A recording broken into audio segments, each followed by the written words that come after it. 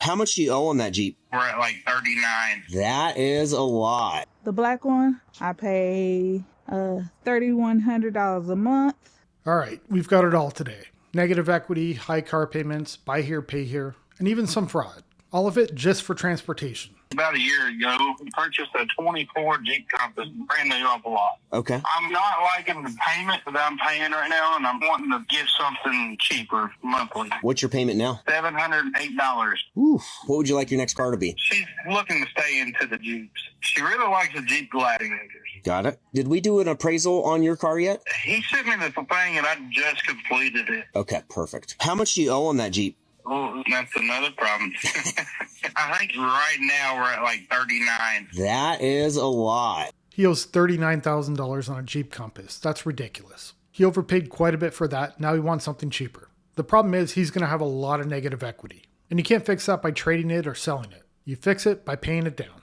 Did Kelly Blue Book give a number back yet? They did. Wow, 14. Yeah. I'm sure I can get more for it than what Kelly's offering there, but man, are you sure on that payoff at 39? Yeah, I just looked at it yesterday. Here's the thing, even if I was at 20, I mean, that would put you with 19 grand in negative equity. That's really hard to roll over into something. It is.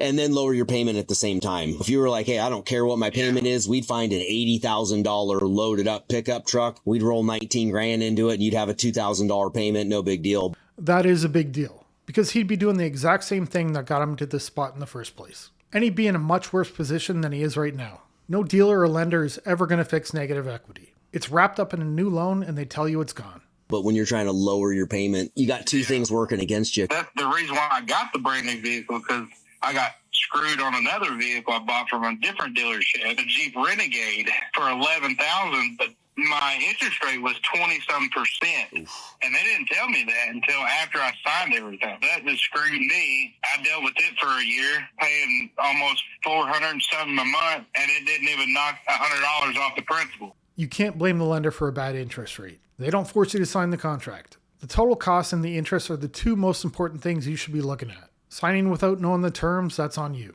There is nobody to blame but yourself. But I'm guessing he knew. You don't spend that kind of money without knowing. Yeah, at that interest rate, it's tough to make a dent. That is for sure. Do you want the advice I would give you if you were my brother? Well, I knew that was coming. You're going to tell me to keep it for a couple more years. That's what I'm going to tell you. Or maybe a tree falls on it. Do you have gap insurance? Well, I thought about that too. I thought about the Stick with it, pay it off, and don't do it again. It's an expensive lesson to learn, but you should learn from it. I think paying it off is always going to be the best solution to the problem. Constantly trading in your vehicle does one thing. It makes you have less money. It adds more interest, it stretches the debt longer, and it guarantees you stay broke over a car. 4Runner, 2018, 150,000 miles, clean title. You definitely want something high up, huh? You sport utility, you want SUV, right? Not a car. No. SUV. I mean, the 4Runner's good. No accidents reported. Good service record. You want me to try? It is $19,799. You don't come down like six. No. The bottom line is I have to get you approved. That's the bottom line. The bottom line is it's 20 grand for a 2018 with 150,000 miles. That should be the end of the conversation right there. I know prices have gone up over the last few years, but there's a limit to where it stops making sense. And this is way past that. Whether my income is $50,000 or $250,000. There's no chance I'm even considering these ridiculous prices. I'm looking to spend the least amount I possibly can, not the most. Yeah. You want to both be on it or just one? Sure. Yes. Okay. On the 4Runner, the bank says your credit kind of tough, right? So they want $8,000 down. I don't want to put down that much. Or you can go do a buy here, pay here where you pay us. You come here every 2 weeks, you pay me. A bank is once a month for like 5 years, 6 years. Ours is bi-weekly for only like 2 years. Yeah, I'd like to do that. I just give him my card and he take out from my card. That's right. Yeah. Or she can call me and she say, hey, charge my card. They tell you it's only a few $100s bi-weekly, so it sounds smaller. But the total cost doesn't change just because the payments look smaller. Most of the time you end up paying even more overall. Breaking it up into smaller chunks doesn't make it cheaper. It just makes it easier to say yes. This is what I'm going to need. $4,500 down, okay? I don't need it now. 0%, 500 every 2 weeks, 48 payments. Mm-hmm. Can you give me 25 now? You give me 25 out, now you owe me 2. Mm-hmm. 1,000 in 2 weeks and 1,000 in 2 weeks after that. Mm-hmm. Yeah. She says you got the money, but let's check it out good. You're going to have to take care of it for her. 0% does not check out with those payments. The original price was $19,799. With $4,500 down, $500 a month for 48 months. That works out to $28,500. That's around a 44% markup on the price. I love seeing people drive like their old beaten up cars, and this is coming from me. My car's 11 years old, and like I have the foggy headlights. My paint's like chipping off. I have an engine knock, you know, the full 9. But like every time I see somebody else in a car like that, I'm like, I know you're in the same boat as me. No car payment feels real nice, especially in this economy. I literally think about buying a new car almost every day. Like I have a plan for whenever my car dies. Like I am ready to go, but I will hold out for as long as I possibly can. I like that she's got a plan, and she's waiting till she actually needs to buy, instead of buying because she wants one. Doing it this way, you can save up the entire cost of a vehicle if you plan properly. And like I used to be kind of embarrassed of my car, and now I'm like, I love her. I love my old little demented, falling apart girl. Like if she breaks down, I don't love her. I have AAA though. I got AAA for this reason. I don't know. I just love to see it. I love to see me and my fellow old car owners. And I'm just like, I love how foggy your headlights are. Mine too. But again, that no car payment, unmatched. Plus, like, I don't know, the personality, the history. This is my first car. Like, I don't even want to get rid of her, ever. I love her. People can laugh at the old car if they want, but she's not sending $700 every month to a lender. She's not upside down. She's not trying to trade her way out of a bad decision. She's just driving it and saving money. And that's exactly how you win in the long term. All right. So the black one, I pay $3,100 a month. The gray one, I pay $2,900 a month. So a total of $6,000 for these two. The car that is in Houston with my brother, which is the Cadillac Vistic, which I'll put in here. I pay $1,700 a month to get both of my car to wash every 2 weeks, $120. So total of $240 a month.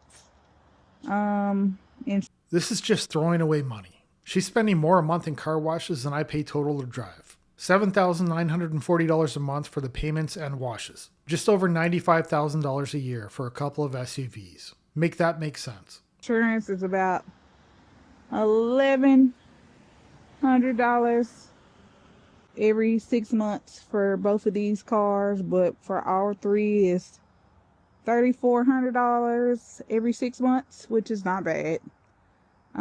So total, I pay $7,800 worth of car notes. Every 6 months, I pay $3,500 for insurance and $240 a month for car washes. What do you think? Is that too much to pay? So she's over $100,000 a year just to drive once you include the insurance. That's not even factoring in repairs and maintenance. To me, this is crazy. When you think about that over 5 years, it's $500,000 gone. $500,000. For what? To sit in traffic? To park it in a driveway? To say you drive something expensive? Guys, I just repoed my first car. So I had a lady come in about a week ago to come in and buy a 2020 Honda Passport that we had, and she wrote a personal check for it. Well, the check was bad, and so we called her, we told her what was going on, and she did not seem at all like the lady to do anything like this.